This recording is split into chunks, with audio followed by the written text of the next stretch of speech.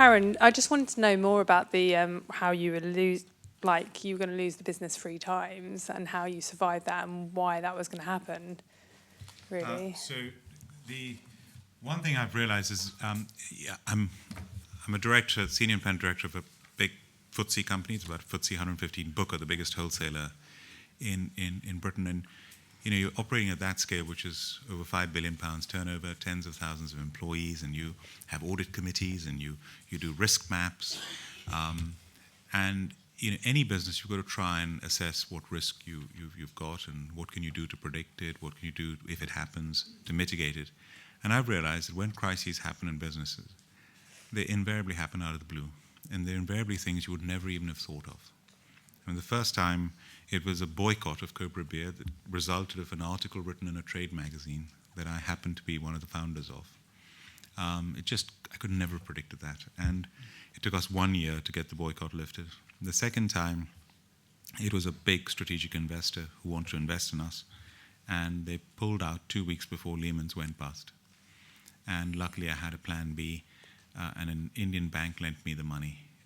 And the Indian bank told me that if this had happened after Lehman's had gone bust, they wouldn't have lent me the money. So luck comes into it as well. And the third time was we had a big hedge fund investing in us, and they forced us to sell our business after Lehman's went bust. And we had to go through a sale process in the worst climate, and we kept growing, running out of cash, and we very nearly lost it all and formed a joint venture with Molson Coors. And even the formation of that joint venture at one stage, it all fell apart, and I could have lost everything. It came this close to losing the whole lot. Wow. And then we were able to rescue it. And then we rescued the brand. We were able to look after the employees, the shareholders, and the creditors I'm still paying off as I talk to you now. Yeah. And the last example, that's quite interesting actually, because you really went for growth. So there is that fine line between growing too quickly and then running out of cash at the moment. Yeah.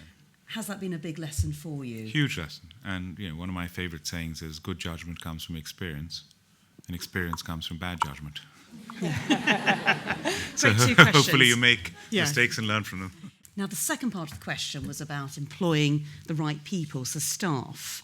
So how do you go about finding that right mix, particularly when you're small, because it's critical to get the right team in place? I think the biggest mistake I see with a lot of small businesses is that they get generalists because they think we're a small business and therefore we just want people who can do everything.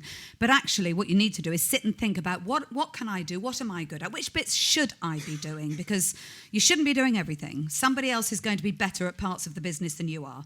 Work out the bits you should be doing and make sure you understand the bits that somebody else should be doing and draw your job description from that. But I think getting generalists can be lethal because you'll end up with them in 20 years' time. You'll think, what do they actually do? Now, we've got a tweet in. What is the best way to find a suitable mentor? And that's from Narjit Najran. I hope you've said your name correctly. In fact, you're pretty good at saying. Have I said it right? Narjit Najran. Yeah, will that do? Okay. So what's the best way to find a suitable mentor? Deborah. Technically, there are many ways to find a mentor. There are organisations set up. There's a wonderful organisation called Mentor with an E on the end, specifically for women in business. But you'd only have to Google mentors, and so technically it's not hard. I think the question is, how do you find the right mentor? Because for me, the right mentor from the day they start working with you is trying to work their way out of your life. They're not trying to work their way into your life. They're trying to find out what it is that you need support on, and maybe that will change, but they're trying to make sure that you can sort of fly off on your own. So for me, it's not how. That's easy. That's just technical. But it's spending the time to make sure why do you need, what do I need? What am I missing? What do I take that moment of contemplation? What do I need here? And make sure that person fits that, I've watched bad mentoring, and bad mentoring, 6 years later, they're still having the same conversations. Yeah. That's not helpful.